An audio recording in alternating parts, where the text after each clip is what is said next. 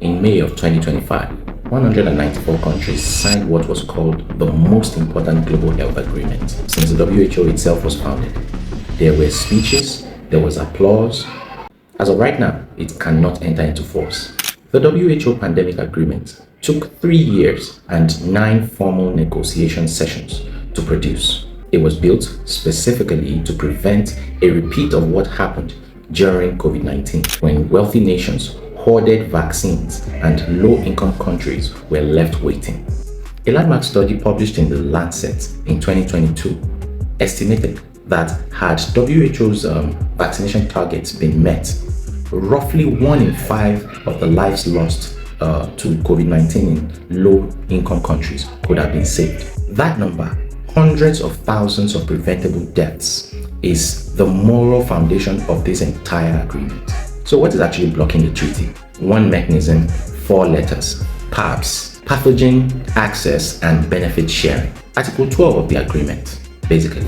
Here is what it proposes. When a pathogen with pandemic potential is detected, say in Nigeria or Indonesia, that country shares the sample and its genetic sequence data rapidly with the world. In return, pharmaceutical companies that use that data to develop vaccines or treatments must give 20% of their real-time pandemic production back to the WHO for global distribution, half donated outright, the rest at affordable prices. On paper, it's the grand bargain.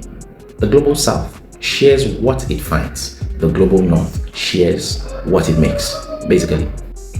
But in practice, it has paralyzed the entire treaty. The pandemic agreement contains a clause, Article 31.2, that is extraordinary in international law. The agreement cannot be opened for ratification until the PABS Annex is finalized and separately adopted. The negotiators were so unable to agree on PABS that they simply removed it from the main text, passed the rest, and deferred this single issue to a separate working group. That working group has been meeting since July 2025. It missed its May 2026 deadline. Delegates at the 79th World Health Assembly in May 2026 described the frustration as palpable. Member states have now agreed to extend negotiations with a final outcome to be presented to the World Health Assembly in May 2027, or potentially earlier via a special session. The sticking points are not technical.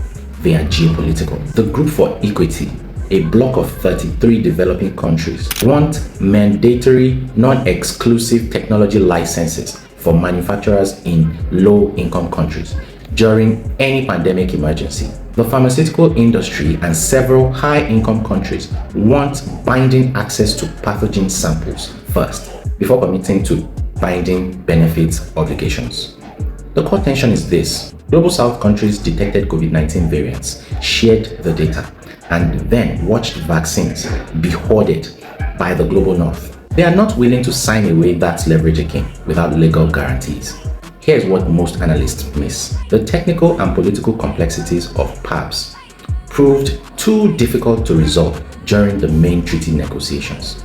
To avoid complete collapse, member states adopted the core text but deferred all operational details of PABS to a separate legally binding annex, and the agreement cannot be opened for signature until the annex is successfully negotiated and adopted.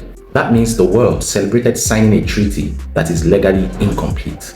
Chatham House has argued that the agreement, as it stands, fails to confront the underlying inequalities and inefficiencies that defined the global response to COVID-19, and that the equity principles that were positioned as central to the treaty have been severely diluted through the negotiation process. The question is not whether PABS will be agreed. The question is whether it will have teeth when it is. Every month of delay is a month the world remains operating under the same architecture that failed us in 2020.